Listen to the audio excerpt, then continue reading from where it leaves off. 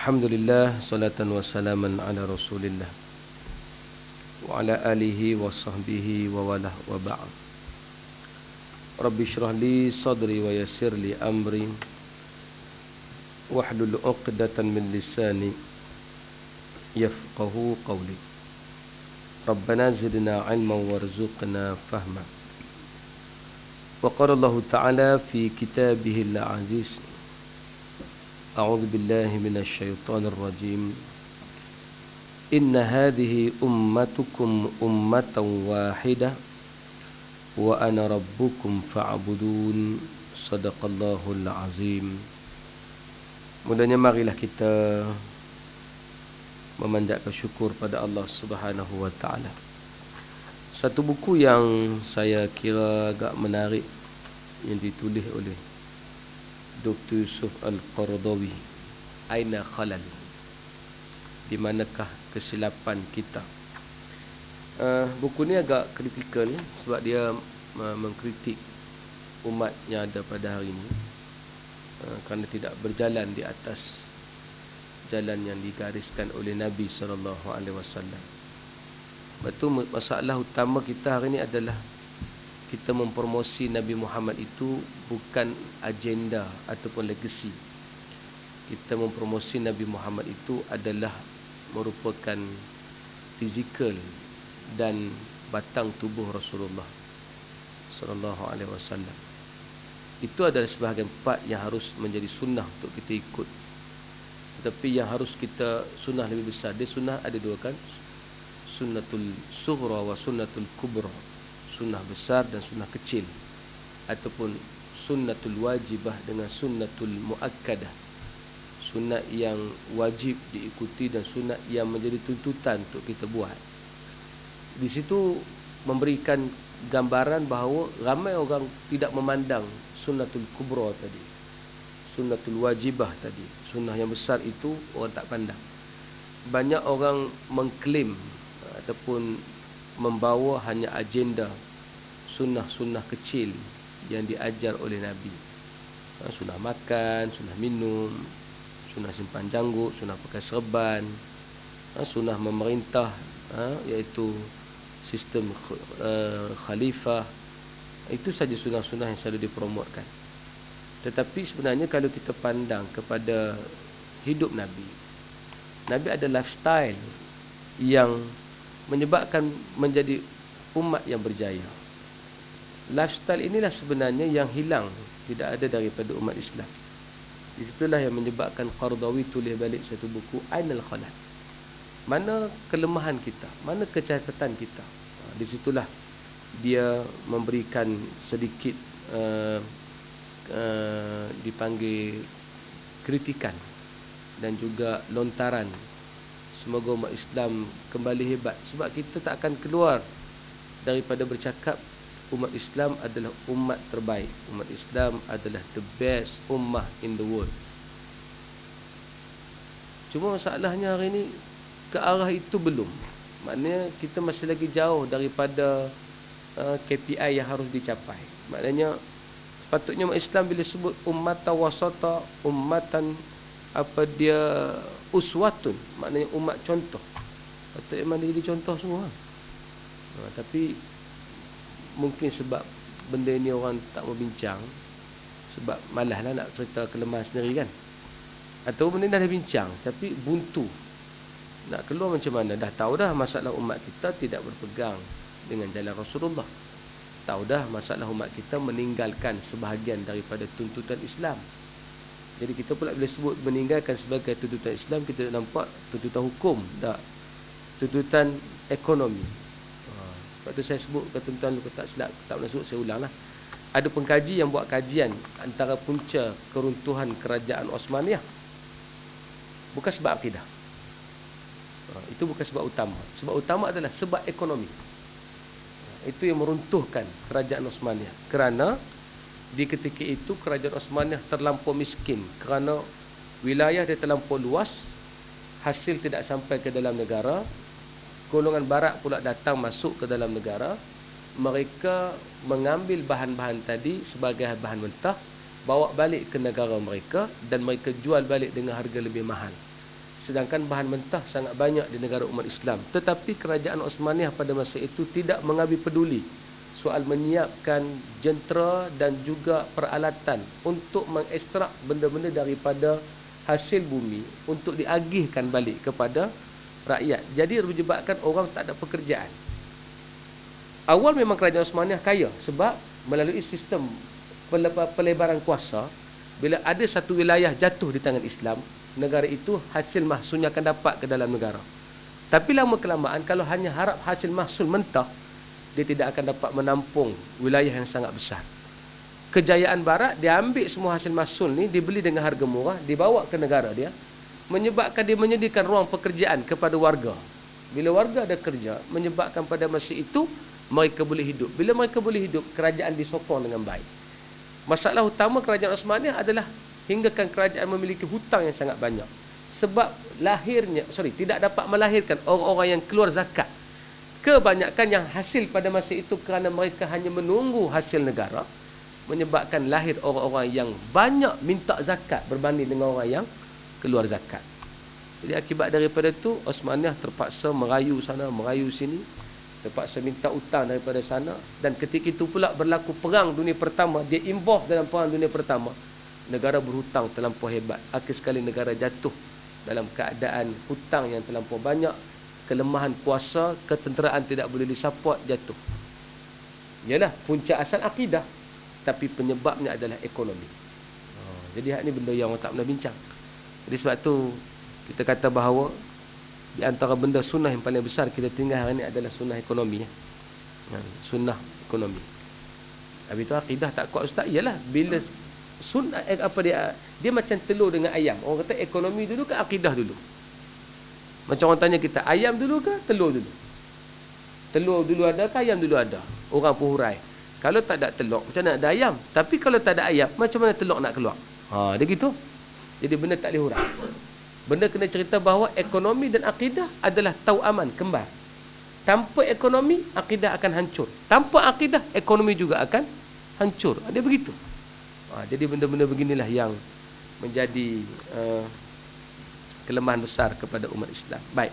Habis itu apa sebenarnya yang ditulis oleh Qardawi? Dia kata sejenak bersama umat Islam, saya mengikuti dan dengan penuh prihatin apa yang dibangkitkan oleh majalah Ummah yang terkenal sejak saudara Dr. Nu'man Al-Samara'i menulis makalahnya bertajuk Di Manakah Kesilapan Kita. Dia baca satu risalah dalam majalah Ummah. Dan kebetulan di Arab ni majalah banyak menceritakan kelemahan, ketidakkuatan. Jadi Qardawi ambil dalam majalah tersebut dan katanya majalah tersebut mengajak ahli logik dan para pemikir bersama-sama menyelami masalah ini sehinggalah pelbagai ciri-ciri menjadi lebih jelas. Mana akhir sekali dah kupas nampaklah punca sebenar kelemahan umat Islam. Baik. Masalah tersebut adalah satu tabiat semula jadi untuk diberikan tumpuan secara khusus. Maknanya dia kata punca umat Islam hari ini adalah dia bertukar tabiat daripada manusia kepada tabiat menjadi haiwan. Kan? Haiwan kan tak peduli pada benda lain. Dia hanya cerita tentang kisah hidupnya saja. Dia dengan keluarga dia. Dia tak peduli masalah pembangunan. Jadi bertukar daripada neraca manusia kepada neraca haiwan. Baik, rasanya saya adalah antara orang yang saling memberikan saham di dalam permasalahan ini. Sebelumnya, dalam sebahagian kitab serta makalah yang saya tulis, Qardawi sangat-sangat produktiviti untuk membangunkan umat ini kembali ke landasan dia. Sebab tu kalau tuan-tuan tengok, fiqh Qardawi sangat mudah. Kerana masalah lain lebih besar. Qardawi memberikan izin wanita dan lelaki bukan mahram bersalaman. Qardawi memberikan hukum wanita menyanyi, boleh, wanita tak ada masalah nak menyanyi. Qardawi memberikan izin untuk orang-orang di negara tak Islam menangguhkan ataupun mempercepatkan solat Jumaat. Contohnya solat Jumaat tak masuk waktu lagi, patutnya waktu solat Jumaat pukul 1.30, tapi sebab orang Islam bekerja di negara luar, mereka berehat pada pukul 11. Maka Qardawi ijtihad, pukul 11 dah boleh buat Jumaat walaupun belum masuk waktu. Sebab dia kata ada masalah lain lagi besar yang patut kita bincang. daripada masalah-masalah yang ni. Qardawi di antara orang yang mengizinkan lemak babi kalau bercampur dengan makanan, lemak itu sudah tidak lagi bentuk babi dan dia jadi gelatin, maka hukum makan akan benda itu boleh pada syarak. Yang disebut semua ni jangan tuan-tuan kata siapa Qardawi bodoh di tahap tu. Kami pun tak boleh faham, macam mana dia boleh faham? Kan. Lepas tu kita kata bahawa bila nak mengkritik para ulama, kita kena kritik balik dengan ilmu, bukan kritik dengan sentimen. Kan. Kalau tak setuju dengan pandangan Qardawi, fa'tu burhanakum. Buat mari. Apa dalil kamu yang kamu tolak? Qardawi pula sebut benda itu, bukan dia pakai pendapat dia. Dia petik daripada kitab Al-Mughni yang dikarang oleh Ibnu Qudamah. Kitab Mughni ni panjang. Dia lebih panjang daripada kitab Majmu'. Kitab Mughni ni kalau jatuh atas kita mampus. Kan? Jadi maknanya yang tu menunjukkan rujukannya besar. Jadi bila dia bagi pandangan, walaupun kita tak setuju pasal kita duk rasa babi, kan? Babi. Jadi bila kita nampak babi tu kita tak setuju tu. Jadi di situ membezakan pandangan Qardawi. Jadi bila Qardawi sebut benda gitu, bagi dia itu masih kecil perbincangannya, bukanlah besar sangat berbanding masalah umat yang lagi besar. Jadi dia izinkan itu pula bersyarat, bukan mudah-mudah terus ada babi masuk dalam makanan terus boleh makan. Tidak. Maksudnya ini dia bagi contoh. Kalau kita berada di tempat yang susah nak klasifikasi di antara gelatin halal dengan gelatin yang tidak halal, pun ada syarat dia, bukan mudah-mudah Qardawi buat macam tu. Ceritanya sebab Qardawi ada benda lain yang lebih besar dia nak bincang. Jadi sebab tu dia, cara fikirnya adalah dauli, dia panggil al-aulamah. Cara fikirnya adalah global, dia nak fikir lebih luas. Lepas tu kalau kita fikir cara kampung, maka kita fikah kampung. Cara kalau kita fikir nak mengajak cara orang kampung, jadi cara kita mengajak cara orang kampung. Cara jangan makan di kedai, kalau boleh masak di rumah, kalau boleh bila isteri nak potong sayur, pastikan isteri berzikir. Sebab itulah kita malas mengemalam, sebab isteri tak berzikir ketika potong sayur. Jadi fiqah kita kecil, bincang kita kecil, ruang kita kecil. Pasal mentaliti yang kita fikir adalah kampungku. Nampak tak? Kalau kita fikir Selangor saja, dia akan jadi fikir hanya dalam ruang lingkup Selangor saja. Kadang-kadang bila kita fikir luar lingkup Selangor, orang sahabat benar tak boleh pakai dah apa yang ada di tengah Kuala Lumpur ni. Kan? Orang sahabat benar lain. Mereka sistemnya lain, hidup mereka lain, kampungnya lain. Baru ni saya pergi Kemulan. Dekat sempadan Tanjung Malim tu kan. Kan? Pergi tu boleh jamak dah, Sungai Air Tawar. Punyalah jauh. Kemulan pukul 12 tolak pukul 2.30 baru sampai. Jauh. Tapi lepas habis Kemulan balik memang tenang. Katakanlah aku dapat duduk sini syok, tenang sepanjang jalan, tak ada masalah, jam pun tak ada, orang pun tak ada. Tu dia. Jadi maknanya nak bagi tahu suasana dan keadaan menyebabkan kita kena fikir dalam semua persepsi. Tak boleh fikir untuk orang tengah Kuala Lumpur saja, kena fikir juga macam mana untuk orang di sana. Yang inilah yang hilang daripada pemimpin-pemimpin agama. Bila mereka menjadi ustaz, mereka terlupa bab tu. Mereka terlupa bahawa bukan semua orang levelnya sama tak. Jadi akhir sekali dia bawa benda-benda yang nampak agama tapi bila nak praktik tak boleh. Nampak agama tapi tak boleh bawa dalam kehidupan. Kalau di setengah-setengah tempat, tak boleh.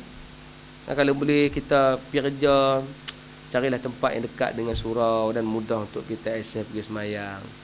Itu kalau boleh mana-mana tempat kena pula syarikat tu, syarikat yang ada dengan barat, kalau tak payah kerja lah. Tahu tak praktikal lah benda tu. Tambah pula syarikat kena dengan USA yang menentang Islam, tuan-tuan kena berhenti kerja. Agak-agak relevan dengan tuan-tuan tak? Kan? Tak ada kuliah. Semua orang beriman berkat berhenti, kuliah tak ada. Kali ngaku-aku mampu sekali. Pasal? Jadi hak tu ceritanya. Mungkin ustaz bercakap tu dia tak mengajar di sini. Jadi sebab tu Qardawi dia buka minda dia bagi pandangan yang sangat-sangat mudah untuk orang sebab dia nak menyatukan balik umat. Afdal mengambil yang ketat tapi harus mengambil yang mudah. Kadang-kadang soalan-soalan yang simple orang kita terperangkap. Malam ada satu orang telefon saya tanya soalan. Orang tengah nak tengok wayang ni, betul Allah soalan dah. Yang keluar, ya Tuan Haji ada apa? Tak ni ustaz, kami baru ni nak beli lembu. beli lembu, kami tunjuklah nak lembu tu. Nak tunjuk kata nak lembu ni. Balik pada tu ada seorang kawan kata, hampa pergi tunjuk lembu tu. Nazar tu tak boleh, hampa tak boleh menterkedarah. Tu kira dah nazar tu. Tu lembu nazar. Nazar haram makan pada tuan yang nak korban tu. Saya kata, itulah mengaji tak mau jadi ustaz lebih. Kan? Orang kampung suka macam tu. Dia ambil pandangan mana? Nazar ini apabila kita berkata inni nazartu an ja'altu ataupun an aj'ala hadhil baqar. Aku bernazar untuk jadikan lembu ini nadratan sebagai nazar. Baru jadi. Lagi tak lapah perkataan nazar tu, sebut gini ya. Asal lembu ni nak buat korban. Tak nazar lagi. Dia mesti ada perkataan nazar. Kalau kata, aku rasa tahun ni nak buat korban dengan lembu ni, itu tak nazar. Nampak tak? Tapi sebab perbincangan jadi kecil sebab apa? Sebab orang tak fikir benda besar dah. Orang hanya fikir lembu, nazar, korban. Korban, lembu, nazar. Terkedarah, boleh kedak. Ada gitu ya? Jadi makna dia lingkar-lingkup tu kan? Jadi, disitulah menyebabkan kita kena terfikir sejenak. Qardawi kata, aku sangat-sangat komited nak keluarkan umat daripada masalah-masalah yang leceh-leceh ni. Kalau boleh, biar kita kepada satu acara lebih besar, benda lebih besar, benda yang lebih nampak ke depan. Kalau kita buat yang ni, umat Islam akan naik, umat Islam akan berada di atas, orang lain akan bersama dengan kita. Betul hari ni jadi susah hati. Bila orang Cina tak memberikan sokongan kepada kita, kita susah hati. Pasal apa? Pasal kita rasa kita perlukan sokongan orang Cina. Nampak tak? Tak salah memerlukan, tetapi berharap terlampau itu tak dibenarkan. Kita tahu kalau Cina tak sokong kita, kita tak boleh untuk menang. Sebagai contoh pilihan raya. Kalau Cina tak bersama dengan kita dalam satu hal, maka kita tidak akan dipedulikan. Betul. Tapi jangan mengharap sampai tahap kalau tak ada mereka habislah kita. Tak boleh gitu. Ini benda yang harus kita faham. Patutnya kita kena kata, patutnya kamu nak berharap ke aku. Tanpa aku, siapa kamu? Kalau tak kerana kami bersama dengan kamu, kamu yang rugi, bukan kami yang rugi. Patut itu sistem pemikiran. Tapi tak, hari ni tengok-tengok cakap politik, habislah. Kalau di AP tak sama dengan kita, habislah. Lah, peduli apa? Ni dia. Jadi itu. Jadi buah nada yang kita kata pelik. Pelik tu kenapa? Manusia sudah meletakkan had pemikiran dia dengan had tertutup.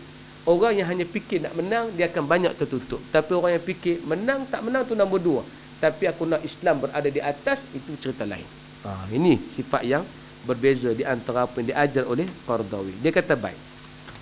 Bila bicara dia kata, dengan ungkapan lain, adakah permasalahan kita terjadi kerana tidak ada doktor yang mampu memeriksanya? Atau disebabkan tidak ada ubat yang berguna untuk menghilangkan penyakit? Atau penyakit itu sendiri tidak mahu memakan, atau pesakit itu sendiri tidak mahu memakan ubat dan tiada reaksi hendak berubat. Dia bagi tiga konklusi. Kenapa umat Islam berpenyakit? Pertama, mungkin kerana memang penyakit itu memang tak ada ubat. Memang tak ada ubat.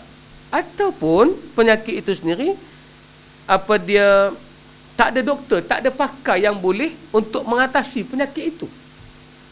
Ataupun yang ketiga, pesakit itu sendiri memang enggan untuk dirinya dirawat. Agak-agak hak mana tuan-tuan? Kita nampak hak ketiga. Hak ketiga, umat Islam enggan berubah. Bila cerita satu part tentang Islam yang dia tak condong, dia rasa malah ambil tahu. Contoh, dia seorang pekerja kerajaan. Bila kita cerita perniagaan adalah perkara penting, dia rasa tak kenal dengan aku. Aku cukup makan lah, cukup dia duduk SP. Ujung tahun dapat pencen, apa masalah? Dia sendiri enggan untuk mengambil ubat. Ataupun orang menceritakan kepada dia bahawa umat Islam sekarang ni kelemahan. Tapi dia rasa dia tak, pasal dia dah rumah banglo dah. Dia dah ada kekayaan, kereta 17 biji. Jadi dia kata, aku tak kena, I'm okay, what? Nothing happen to me, what? I'm still good, you know. Jadi maknanya, bila dia beranggapan demikian, dia sendiri tak mau berubat. Itu problem dia. Ataupun sang miskin memang kata, tak apalah, orang lain boleh lah, kita buat macam mana, kita macam ni dah. Dari dulu lagi susah, mak aku dari dulu beranak-beranak susah dah, aku terus Tok Wan aku susah dah. Dia gitu. Maknanya, dia sendiri enggan untuk menerima ubat. Satu sekali dia macam tu. Jadi, apa yang kita nak ceritakan ni, persediaan kita. Kita bersedia dah untuk berubah. Sebab tu perubahan tu penting. innallaha la yughayyiru ma biqaumin. Hadis ayat Quran tu lalu kita baca.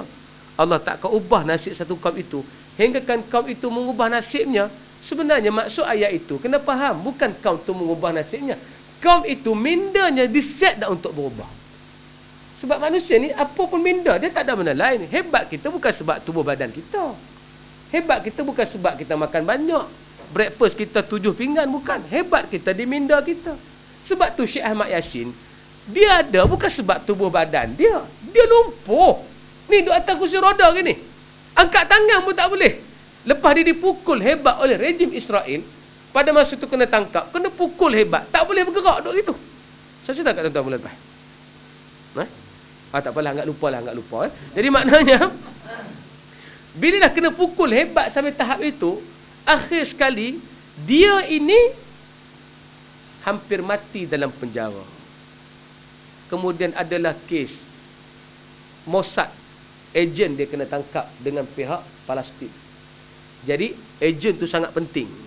Maka tawaran daripada orang-orang Palestin ataupun Hamas pada masa itu, nak ejen kamu tukar dengan Syekh Ahmad Yassin. Syekh Ahmad Yassin masuk penjara sihat, keluar penjara lumpuh. Dia ditransfer pergi ke Jordan. Raja Jordan pada masa itu bagi tahu dia, Syekh, tak payah pergi mana-mana lah, duduk di sini. Kami bagi layanan di raja. Syekh orang penting, orang baik. Syekh tak ada balik dah ke Palestin. Kami akan jadikan warga Jordan dan duduk di Jordan. Syekh Ahmad Yassin disebut demikian kerana tak ada benda boleh guna dah kat dia. Tak ada benda dah. Tangan ni lumpuh, tangan kaki lumpuh. Tak boleh buat gerak dah. Boleh bergerak sikit-sikit sebelah tangan. Tu. Tapi dia kata, walaupun semua anggota aku dah tak boleh berfungsi, tapi mulut aku masih ada. Aku boleh menggerakkan jihad untuk anak-anak Palestin bangun menentang Israel. Aku tak boleh duduk di sini kerana ini pengkhianatan kepada perjuangan di Palestin. Aku nak balik juga. Orang tak bom hak sihat. Yasir Arafat tak ada siapa bom sampai mati sendiri. Kan? Yasir Arafat di Palestin tak ada siapa bom. Israel pun tak tahu hal dia. Tapi Ahmad Yassin, Apache bom dia waktu subuh. Dan di masa itu dia mati dalam keadaan keluar daripada solat subuh dan ditembak mati. Pasal apa? Ni, dengan niat. Minda dia sudah berubah. Walaupun anggota tak boleh bergerak, tapi dia boleh gerakkan orang lain untuk menggerakkan apa yang dia nak, apa yang Islam nak, apa yang Allah suruh. Sebab tu, yang ni penting. Kan? Biar kita cacat pun, tapi yang ni menyebabkan kita jadi hebat. Kan? Apa tu hak Parkinson tu apa nama? Hak pakar apa dia tu apa nama? Ada satu orang tu duduk atas kursi roda. Apa nama? Hakim kan? Hebat. Otak dia masih boleh pakai walaupun suara tak boleh guna dah, tapi dia masih boleh jadi orang yang berfikir dan gunakan pemikiran dia. Jadi perubahan tak ada yang lain, perubahan adalah minda. Sedar yang tu dia akan jadi berubah. Baik, dia kata kemudian kita mesti membataskan skop yang dibahaskan tentang kecacatan atau penyakit. Adakah betul umat Islam menghadapi penyakit? Betul umat Islam hadapi penyakit? Maka dia kata, maksud saya, siapakah dia pesakitnya yang diubati dan kita cuba berusaha memeriksa penyakitnya. Lalu kita cari ubatnya. Sekarang ni jadi masalah, kalau umat Islam berpenyakit, orang tak pernah kaji apa penyakitnya. Cuma orang hanya bagi. Ni kaedah dia, nak bagi umat Islam hebat. Ni kaedahnya. Yang paling membimbangkan kita, dia ajar begini. Kalau nak sihat, nak elak daripada angin ahmar, baca doa ni. Dia tak? Ubat dia kan tu? Ni ayat ni kalau baca, terelak angin ahmar. Ustaz, saya dah praktik 17 tahun. Kena juga. Ustaz, buat macam mana? Doa tu ke tak betul, ataupun orang bagi tu tak betul? Sebenarnya, doa untuk mengelak angin ahmar, dia bukan doa. Tuan-tuan kena faham, doa adalah simpulan kata-kata untuk bertindak. Doa ni gini. Payah nak cerita baik ilmiah, cerita mudah. Kalau kita nak makan nasi, kita akan jawab. Kita akan kata apa? Nak makan nasi Betul tak? Kenapa kita bercakap? Pasal kita nak bertindak lepas tu. Sebab nak menjuruskan keadaan supaya kita bertindak. Hari ni rasa nak masak kicap. Masak kalau boleh sedap ni daging masak kicap. Aku nak masak daging masak kicap.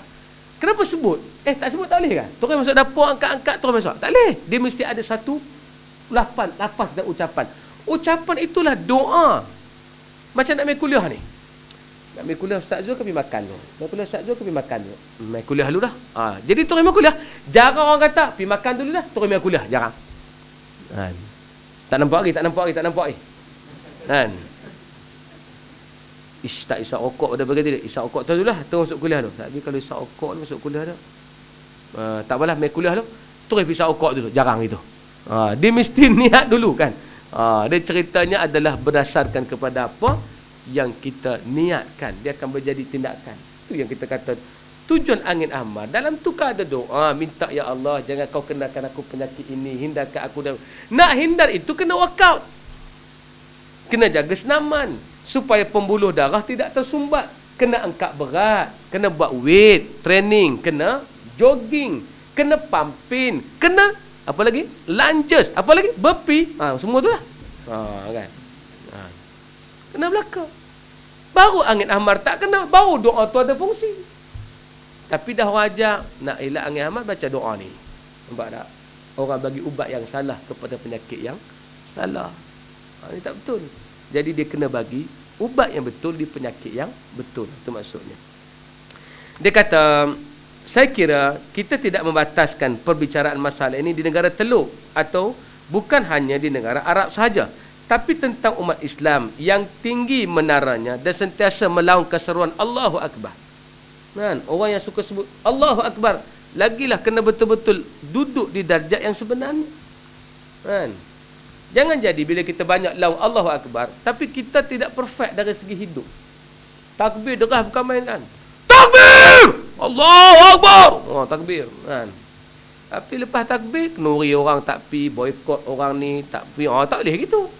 Kan? Siapa tak boleh? Tak boleh. Dia mana boleh? Dia sokong puak tu. Haram makan kenuri dia. Nampak tu imam seorang. Baca kau tu imam tu apa? Jangan sembahyang belakang dia. Nampak tak? Tak betul semua kaedah ni. Saya bukan nak sebut pasal politik, tapi nak sebut bahawa tak betul kaedah itu. Betul orang pelik. Sampai hari tu saya nak solat, ada orang kuih. Sembahyang belakang dia. Macam apa tak? Tu imam tu nyokong kuat bendera. Kan. Betul pasal apa tak dia ni? Kan. Sedangkan Nabi ajar, kalau imam tu fasik sekalipun, kalau imam tu fasik, selagi dia tidak fasik dalam solat, dia hanya fasik di luar, kita wajib ikut dia selagi dia memenuhi tuntutan solat yang betul. Pasal pernah berlaku kes zaman Hajjaj bin Yusuf Al-Thaqafi.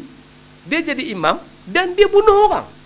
Tapi para sahabat yang masih hidup zaman itu solat di belakang dia walaupun dia fasik. Tak ada istilah boleh tinggalkan imam. Kecuali kalau imam tu buat fasik dalam solat.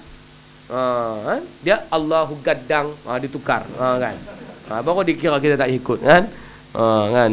Allah Maha Gedik. Jadi hak tu baru kita kira tak boleh ikut. Tapi kalau dia tidak melakukan perkara yang membatalkan solat, wajib ikut. Walaupun dia imam. Ustaz, dia akidah dia rosak. Mana kita tahu akidah dia rosak? Selagi dia tidak tunjuk zahir. Nak merosakkan akidah orang bukan senang. Ini. Nampak tak? Itu benda-benda yang harus kita ambil faham. Benda-benda yang kita harus ambil faham bahawa orang yang melafazkan Allahu Akbar mesti lebih menjaga seluruh persepsi.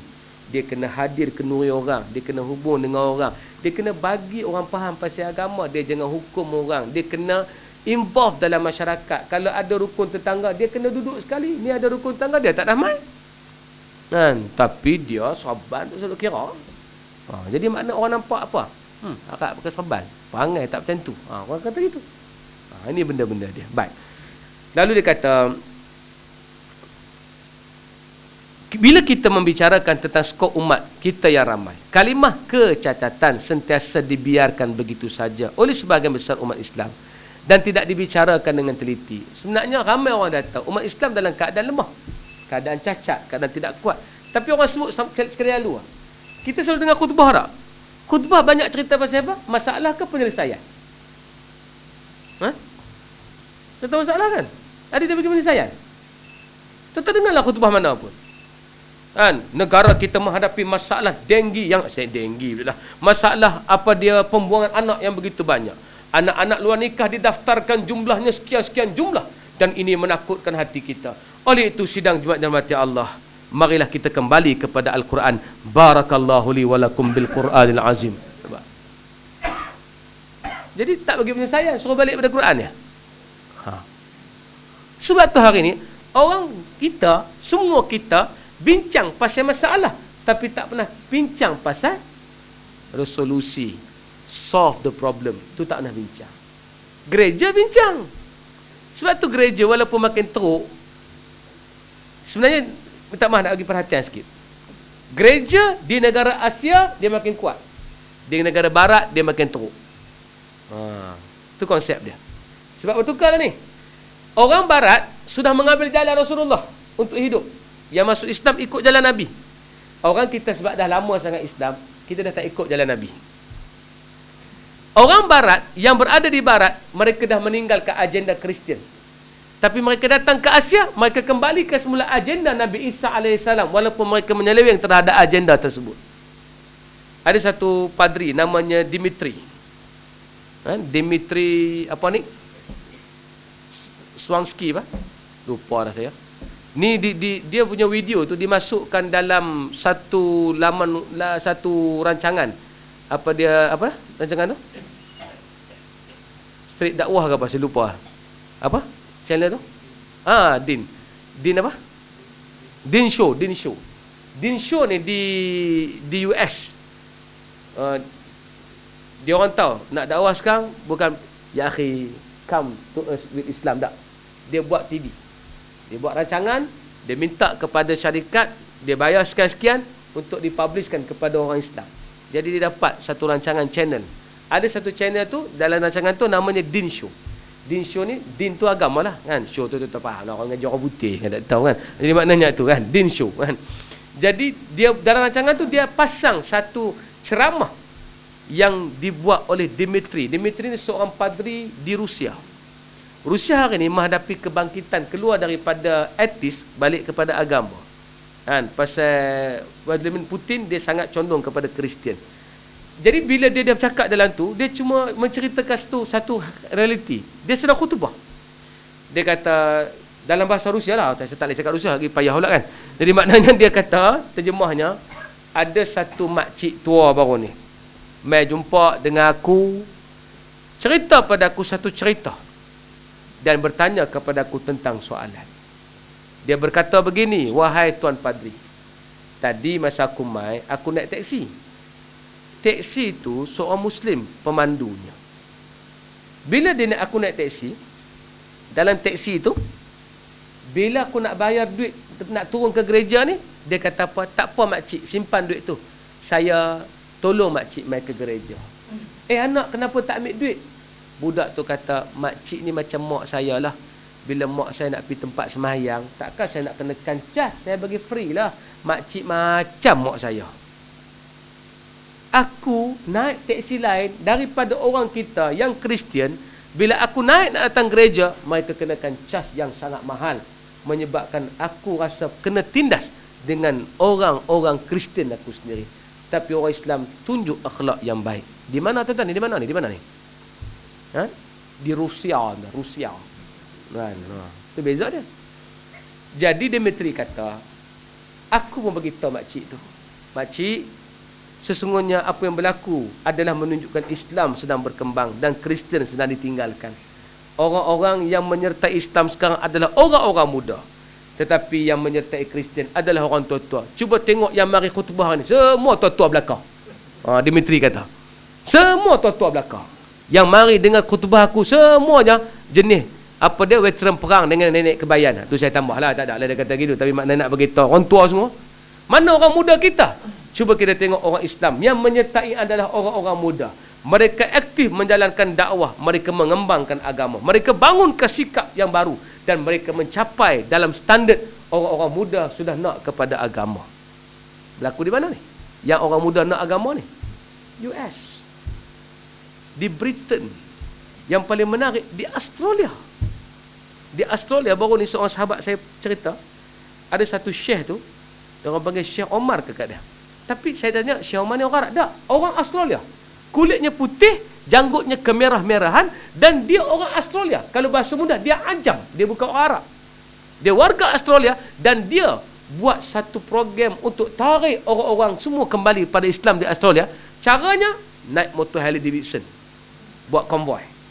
Tapi yang hadir tu kebanyak kaum Muslim. Berhenti tempat solat. Menyebabkan orang atraktif melihat keadaan Islam di Australia. Tapi kalau kita main di Malaysia, betul hak Dimitri kata. Hak main kuliah semua tua-tua. Kan? Sebab tu, saya pergi kuliah mana-mana pun, saya lebih muda daripada anak murid. Kan? Tak ada anak murid saya lebih muda, jarang. Di pejabat ni lah, nasib baik lah ada 2-3 orang sesat yang main kan. Tu pun tersesat kan, tersinggah kan. Tu. Jadi, nak bagi tahu jalan dia begitulah. Kalau nak tengok agama ni hebat atau tidak, tengok orang mudanya sedang di mana, keadaannya sedang di mana, apa masalahnya yang sedang berlaku. Yang jadi kepada orang-orang Kristian adalah agama mereka mula ditinggalkan di barat. Jadi cara nak mengembangkan idea mereka, mereka datang ke sini. Sebab tu ada padri yang bergelar pastor, muda. Dia caranya, dia duduk di taman, gereja bayar dia dapat duit, kerja tak ada apa. Sekadar say hi to anybody. When you meet somebody or anybody, you say hi. Tu ya.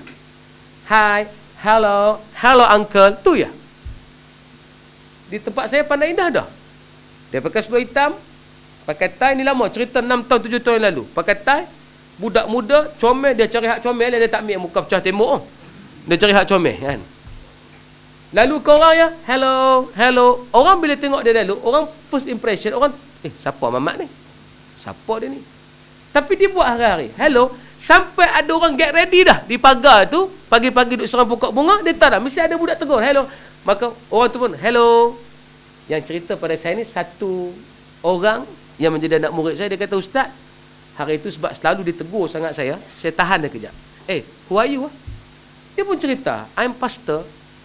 Gereja tanggung. Gereja bagi. Tujuan kami di sini adalah. Untuk memberikan gambaran Kristian adalah agama baik. Nak invite you dengar Bible. Tu. Itu benda dia. Dia tahu di Eropah Islam sedang meningkat maju. Cuma kita sedih di sini. Sebab tu lepas ni kan tak pelik. Daulah boleh tertegak di sana. Islam boleh tertegak dulu di Australia. Islam boleh berada dulu di tempat demikian. Sebab mereka proaktif dalam dakwah. Mereka bukan jenis buat kerja-kerja cincai ni tak. Buat sampai tahap buat kelas lakonan, buat kelas muzik, buat entertainment. Yang penting entertainment tu boleh mempamerkan orang, tarik orang kepada Islam tu. Ni beza. Sebab tu Qardawi kata, sebenarnya masalah kita bukan kecacatan. Ia bukan kecacatan, tetapi tiada kesedaran. Tu ya. Duk bincang cacat-cacat. Dah bukan cacat. Umat Islam ni tiada kesedaran. Tak sedar bahawa dia ada agenda lebih besar. Sebab tu tolonglah. Saya nak set up yang mula sekali. Jom kita fikir besar sikit. Setengah orang masuk politik, fikir kecil. Nak menang Putrajaya 2-3 tahun akan datang. Tu silap. Dia kena fikir, menang tak menang tu nombor 2. Yang patut kita buat. Sudah standby kah kita semua orang untuk menyertai kemenangan? Itu ya. Kalau kita menang, tetapi ekonomi umat Islam masih lagi lemah. Kalaulah ada orang dapat menukar sistem pemerintahan, tetapi pemikiran orang di bawah masih belum berjaya ditukar, agak-agak orang support tak kerajaan tu? Tak support juga. Macam itulah. Alhamdulillah hari ni kita meningkat pelan-pelan. Di Selangor baik sebab kuliah banyak. Di Kuala Lumpur alhamdulillah kuliah banyak. Di Kedah tak ada kuliah. Ni kuliah Zuhur ni mana ada tuan? Saya tanya ustaz-ustaz, kuliah bila? Kuliah bulan 1, bulan 2, bulan 3 masuk je puasa, tak ada kuliah, cuti 2 bulan. Habis tu lepas tu tak ada kuliah. Pasal apa? Raya haji pula. Raya haji cuti lagi sebulan. Nampak tak? Habis tu ujung tahun cuti lah, cuti sekolah. Nampak tak? Cuti banyak pada kuliah. Di sini tak. Di sini saya balik cuti, baru 3 hari balik cuti raya. Ustaz, esok kuliah. Weh, rajinnya hampa. Jadi maknanya orang lagi cepat untuk memberikan pengisian. Tandanya minda orang dah bersedia untuk berubah. Cuma kadang-kadang pengisian kita kena pilih. Nak isi apa? Sebab tu kena banyak cerita. Macam mana nak selesai masalah? Sebut tak apa anak nikah sekian-sekian. Baik, cara nak selesai masalahnya begini. Pertama sekali begini, keduanya begini. Itu saya tak boleh detailkan lah. Nak detailkan tu saya kena buat kajian dulu. Sebab saya sebut tadi masalah lain. Tapi kalau masalah yang membabitkan soal, macam mana nak suruh umat Islam kuat akidah? Nak kuat akidah, umat Islam kena berniaga. Itu pertama sekali.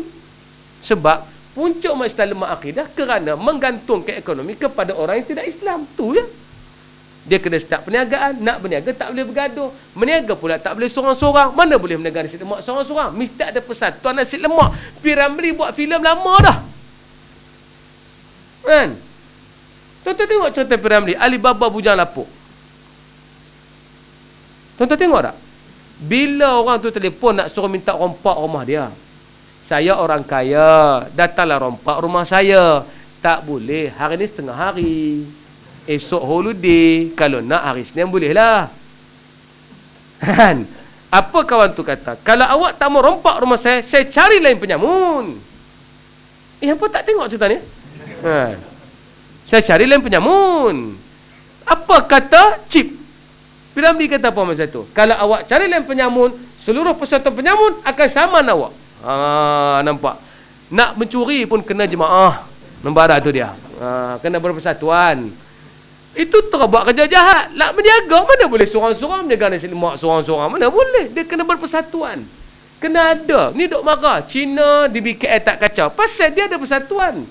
Yang cover dia, yang kau tim dengan di BKL. Kita sorang-sorang pergi kau tim. Mampu ya? Ni.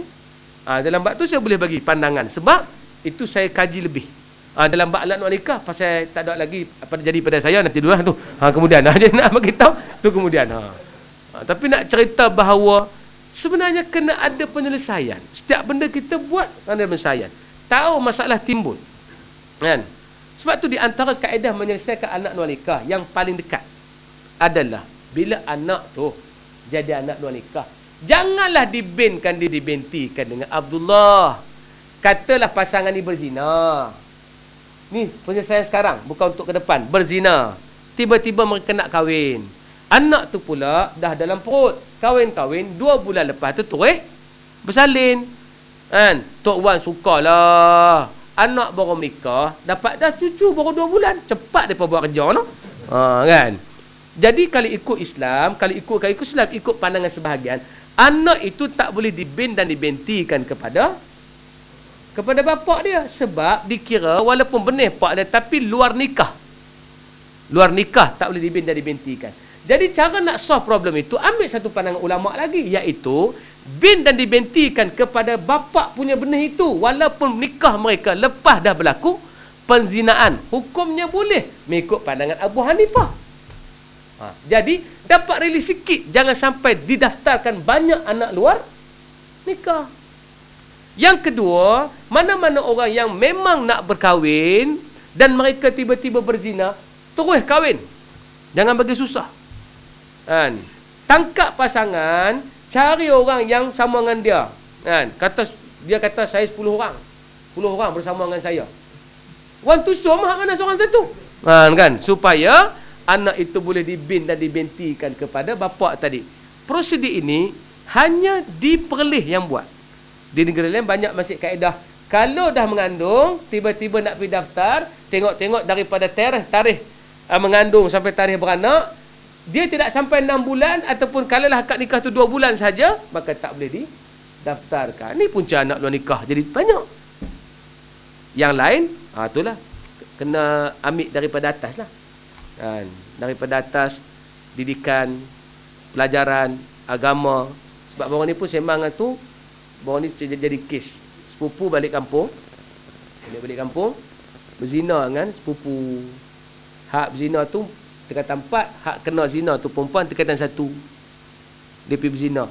Hak budak ni punya baik, cakap lembut, taat pada mak ayah, tapi pergi berzina. Rupanya kaji-kaji punca pasal mak bapak tak pernah ajar batasan aurat dengan batasan hubungan.